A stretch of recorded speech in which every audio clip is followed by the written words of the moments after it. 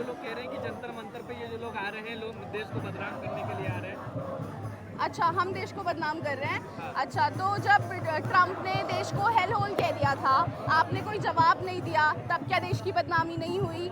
जब 3 सेलर्स को मार दिया गया, आपने एक सवाल नहीं पूछा ट्रम्प से, अमेरिका से, तब क्या बदनामी नहीं हुई? ईरान हमारा एलाई हुआ करता था, आपने खामेनी के मरने पे एक स्टेटमेंट जारी नहीं किया, तब क्या हमारी बेइज्जती नहीं हुई? तब क्या इंडिया की बेइज्जती नहीं हुई?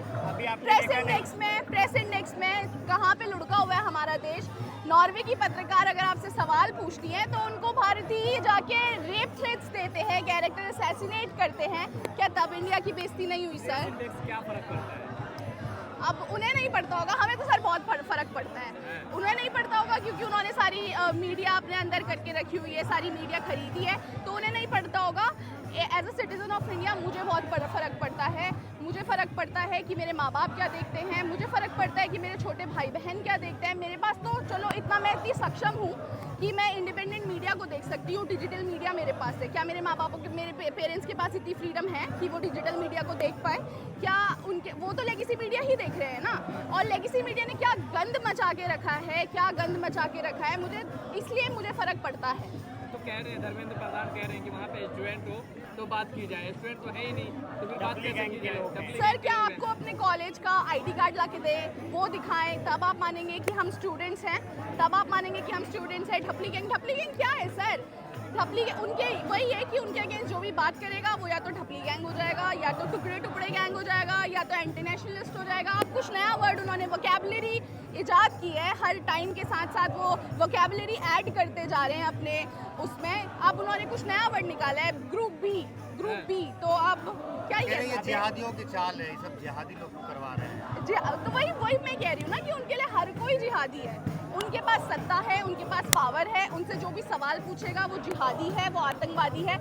इनको ये नहीं पता कि वहाँ रेड फोर्ट में कैसे इतना बड़ा हमला हो गया, वो इनको नहीं पता। इनको ये नहीं पता कि वहाँ कौन जिहादी था। इनको ये नहीं पता कि पुलवामा में इतना बड़ा नेशनल हाईवे पे सीआरपीएफ पे अटैक हो गया, वहाँ कौन जिहादी था, वहाँ कौन आतंकवादी था। इन्हें वो नहीं पता, इन्हें उरी अटैक्स का नहीं पता, लेकिन हम इनके लिए जिहादी है, हम स्टूडेंट्स इनके लिए जिहादी है। कितनी शर्मनाक बात है। कब तक बैठे रहेंगे आप लोग? जब तक रेजिग्नेशन नहीं मिलेगा। ये बताइए कि अभी आप कह रहे थे कि नरेंद्र मोदी और ट्रम्प तो कोई जवाब नहीं देते हैं। मोदी जी ने अभी मुलाकात के बाद एक फोटो पोस्ट किया था जिसमें वो उंगली दिखाते हुए नजर आते ट्रम्प को, देखा नहीं आपने? तो वही तो, वो तो सारी स्ट्रैटेजी के तहत वो सारी चीज़ें करते हैं। उनका कोई मतलब नहीं है, वो आपको भटकाने की कोशिश करेंगे। वो सारे मीडिया चैनल्स उस पिक्चर को अपने चैनल्स पे चला देंगे, लोगों को लगेगा कि ट्रम्प ने तो उंगली दिखा दी, उसकी आगे की सच्चाई, उसके अंदर की बात तो नहीं जान सकते ना वो। इसीलिए मुझे main stream media, legacy media से दिक्कत है, क्योंकि वो मेरे पेरेंट्स क्या देखते हैं, मेरे आस पड़ोस के जो लोग हैं, जो मेरे से पिछली वाली जनरेशन है, वो तो लेगेसी मीडिया ही देख रही है, तो उनको तो यही लगेगा कि ट्रम्प को उंगली दिखा दी गई। उनको तो नहीं सच्चाई पता ना। लेगेसी मीडिया के लोग ये कहते हैं कि आप लोगों को दिक्कत इसलिए है कि वो देश की बात करते हैं, उनके लिए मोदी ही देश है। अच्छा, तो आप राम मंदिर की बात भी कर लीजिए, फिर आप मणिपुर की भी बात कर लीजिए। चिकन नेक जब सरजील इमाम की आप वो वीडियो चलाते रहते हैं, अच्छी बात है, चलानी भी चाहिए। जो बात करता है देश को बांटने की, ठीक है, आप चलाते हैं। तो आप मणिपुर जल रहा है 3 सालों से, उसकी भी बात कर लीजिए। अगर आप देश की बात करते हैं, या आप मणिपुर को देश का हिस्सा नहीं मानते, तो वो बता दीजिए, अपने चैनल की पॉलिसीज में डाल दीजिए कि हम मणिपुर को देश का हिस्सा नहीं मानते हैं, तो हम समझ जाएंगे कि आप देश की बात करते हैं। मैडम, आप इतना विरोध कर रहे हैं, मोदी जी से इतना नाराज है, खुश हो जाइए, मंदिर बना है आपके लिए, और मुसलमानों की चूड़ी टाइट है, खुश होइए ना आप। मंदिर बना और वही रह चोरी लीजिए हो 10 गई। दिन भूखा, क्या दिक्कत है? हाँ, वही तो मैं कह रही हूँ, मंदिर बना, वहाँ 200 करोड़ की चोरी हो गई, और एक्सपर्ट्स का कहना है कि 200 करोड़ से कहीं ज़्यादा की चोरी है। काग भसुंडी आप लोगों ने गायब कर ली, पूरा अपना पॉलिटिकल एम्पायर आप लोगों ने मंदिर पे खड़ा कर दिया, मंदिर मस्जिद पे खड़ा कर दिया, और आप मुझे कह रहे हैं कि आप वहाँ 200 करोड़ की चोरी नहीं रोक पाए। काग भसुंडी गायब हो गई। सिंधी समाज, वर्ल्ड सिंधी समाज के जो हेड हैं वो आपसे सवाल पूछते रह गए, चंपत राय से सवाल पूछते रह गए, मुझे रिसीट दे दीजिए, मेरे कॉल्स आंसर कर लीजिए, उन्होंने कॉल्स आंसर नहीं किए। तो क्या ये मंदिर तो आपने बना लिया, लेकिन वहाँ चोरी होने से आप नहीं बचा पाए, ये भी बताइए देश को। योगी आदित्यनाथ का बयान आपने नहीं सुना, वो ये कह रहे हैं कि 15 दिन रुक जाइए, दूध का दूध, पानी का पानी कर देंगे। योगी आदित्यनाथ, ठीक है, फिर देख लेते हैं 15 दिन बाद जब SIT की रिपोर्ट आ जाएगी तो हम देख लेंगे कि रिस्पॉन्सिबल हैं और आप उनके अगेंस्ट क्या एक्शंस लेते हैं, क्योंकि अभी तक अगर कोई मुस्लिम एंगल आपको मिल गया होता तो आपने बुलडोजर एक्शन ले लिया होता, बट आपको मिला नहीं, वो अलग बात है। आपको लगता नहीं है कि अच्छे दिन आ गए हैं? बहुत अच्छे दिन आ गए हैं। देखिए ना, हम 5,000 का सिलेंडर खरीदने को तैयार हैं, हम 100 वो डॉलर के अगेंस्ट रुपया गिरता जा रहा है, महंगाई बढ़ती जा रही है, लोग आटा चावल महंगा खाने को तैयार हैं, औरतों को नंगा घुमाया जा रहा है, रेपिस्ट आए दिन पैरोल पे बाहर घूम रहे हैं, 10 लाख रुपए देके कुलदीप सेंगर बाहर आ गए, आशाराम को हर दिन 16वीं बार पैरोल पे बाहर है। इससे ज़्यादा अच्छे दिन क्या लेंगे सर? एज अ औरत, एज अ वुमेन, मैं इससे अच्छे देश में नाम हो रहा है मोदी जी। दुनिया का डंक विश्व गुरु है, दुनिया में डंका बजा है। वही मैं कह रही हूँ कि सर आप विश्वगुरु तो बहुत ज़्यादा बोलते हैं, लेकिन क्या आप जब एक भी सवाल नहीं पूछ पाते ट्रम्प से, जब वो हमारे 3 सेलर्स को मार देते हैं, आपने एक वीडियो देखी होगी, किसी सेलर की एक वीडियो वायरल हुई थी जिसमें उन्होंने कहा था प्रिसाइज अटैक किए जा रहे हैं इंडियन शिप्स पे, वो बहुत वायरल हुई थी अभी बीच में, तब भी आपने ट्रम्प से सवाल नहीं पूछा। तो आप किस तरह का डंका आप बजा रहे हैं, मुझे समझ नहीं आ रहा। ये डंका हमें तो नहीं सुनाई दे रहा है, विश्व भर में सुनाई दे रहा होगा तो वो अलग बात है। आप मेलेनी जी से ही कुछ सीख लेते, मेलेनी जी को आपने मेलेडी तो दे दी, आप भी उनसे कुछ सीख लेते।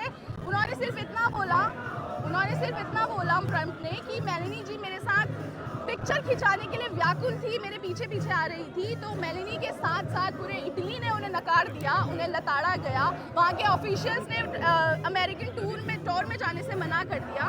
तो आप थोड़ा सा कुछ सीख ही लेते मेलेनी जी से तो शायद डंका हमें भी सुनाई दे जाता। आप लोग क्यों दिक्कत हो रही है मेलोडी देने से? मेलेडी वो देने अपना प्यार भी नहीं दिखाए क्या? नहीं, बिल्कुल दिखाइए सर, आप अपना प्यार दिखाइए, खूब, बहुत अच्छी बात है। लेकिन दिक्कत ये है कि जब मेलेडी दी गई तो पूरे न्यूज़ चैनल्स पे प्राइम टाइम बना दिया गया, मेलेडी की कंपनी की पूरी जांच पड़ताल होके चली गई, मेलेडी कितने की पहले बिकती थी, अब कितने की बिकती है। दिक्कत हमें उस चीज़ से है, आप कुछ भी कीजिए, हमें क्या। लेकिन आप जब मेलेडी देते हैं तो आप एक बार ट्रम्प से अगर सवाल पूछ लेते, 3 जो वो हमारे मरे हैं, आपने इंडिया को हेल होल क्यों कहा, अगर ये सवाल आप पूछ लेते तो हमें ज़्यादा खुशी होती। बाकी आप दीजिए, मेलेडी दीजिए, डेयरी मिल्क दीजिए, सारी चॉकलेट्स दे दीजिए हमारी वजह से, हमें क्या। के लोगों और मीडिया को नहीं सुनते क्या कि मोदी जी ने तो देश के लिए अपनी पत्नी छोड़ दिया है, किसके लिए चोरी करेंगे? ये तो बहुत ही शर्मनाक बात है भाई कि देश के लिए आप अपनी पत्नी के वो बोल दे। मैं तो नॉन बायोलॉजिकल ह्यूमन बीइंग हूँ, आप अपनी माँ को नकार देते हैं, आप अपनी बीवी को नकार देते हैं, तो हमारी तो क्या ही आप सुन लेंगे। कोई उम्मीद नहीं। मुझे कैसे उम्मीद होगी? आप लोग क्या एक्सपेक्ट करते हैं? एक औरत को स्टूडेंट्स की तरह तो चलो मैं सेकेंडरी बोलती हूँ, लेकिन औरत होने के नाते हर दिन रेप होते हैं, कोई सुनवाई नहीं करता, औरतों को रोना पड़ता है कि हमारी FIR नहीं लिखी जा रही है, हर दिन 80 से 85 के बीच में क्राइम अगेंस्ट वुमेन के केसेस रजिस्टर होते हैं, जो सिर्फ रजिस्टर होते हैं, अनरजिस्टर्ड कितने हैं we don't know about it, right. तो जब कंगना जी खड़े होके सांसद में कहती है कि ये तो सबसे अच्छा युग है औरतों के लिए, तो उन्हें शर्म नहीं आती। सिर्फ पार्लियामेंट में बैठी हुई औरतें इस देश की औरतों को नहीं रिप्रेजेंट करती, मैं इस देश की औरत को रिप्रेजेंट करती हूँ, ये इस देश की औरत को रिप्रेजेंट करती है। जिस बच्ची को सड़क से उठा के लोग रेप कर रहे हैं वो इस देश की औरत को रिप्रेजेंट करती है, जो औरत गरीबी में मर रही है वो इस देश की औरत को रिप्रेजेंट करती है। कंगना जी, सीतारमन जी नहीं रिप्रेजेंट करती। कंगना जी का नाम ले लिया, आज़ादी तो उनको 2014 के बाद ही मिली ना देश को। हाँ वही इसीलिए तो भाई मैं तो देख के हैरान हूँ कि ऐसे लोग हमारे पार्लियामेंट में बैठे हुए हैं 2014 के बाद, उन्हें जो बोलते हैं कि आज़ादी मिली है और वो उस चीज़ पे शर्मिंदा नहीं है। मेन बात ये है कि वो उस चीज़ पे शर्मिंदा नहीं है, वो आज भी डंके की चोट पे कहती है कि मैं तो 2014 के बाद ही आज़ाद हूँ। क्या भारत का जेनजी जाग गया? क्या सरकार को ललकारने जंतर मंतर पे आया? कब तक ललकारता रहेगा? जब तक सरकार सुनेगी नहीं, जब तक सरकार तो नहीं रही आप सुनेगी। अब आप एक बात बताइए ना कि आज़ादी की लड़ाई हमने कितने सालों तक लड़ी? आज़ाद हुए ना, टाइम लगेगा। देश आज़ाद है तो फिर किस बात की लड़ाई? देश आज़ाद है तो फिर किस बात की लड़ाई? इस बात की लड़ाई, फासिज्म से लड़ाई, डेमोक्रेसी जो खतरे में आ गई है 2014 के बाद, उस चीज़ से लड़ाई। 2014 से पहले कांग्रेस से हताश थे, परेशान थे, इसी देश की जनता ने उनको उखाड़ के फेंक दिया था बाहर। लेकिन आज इसी देश की जनता बोलती है कि मैं तो 5,000 का सिलेंडर खरीदूंगा, मुझे कोई दिक्कत नहीं है, मैं तेल महंगा भरवा लूंगा, मैं खाना महंगा खा लूंगा। मैं एक वीडियो देख रही थी, एक फादर थे, अभी रीनीट में उनकी बेटी अंदर एग्जाम देने गई हुई थी, तो एक रिपोर्टर ने उनसे जाके पूछा कि सर आप क्या कहना चाहेंगे, तो क्या दुर्भाग्य हो चुका है इस देश का, मुझे तो समझ नहीं आता। उन्होंने रिप्लाई दिया कि सुसाइड तो होते रहते हैं, सुसाइड होते रहते हैं, कोई फर्क नहीं पड़ता। औरतें बोलती है कि सब चंगा सी, विमेन सेफ्टी एकदम टॉप नॉच है।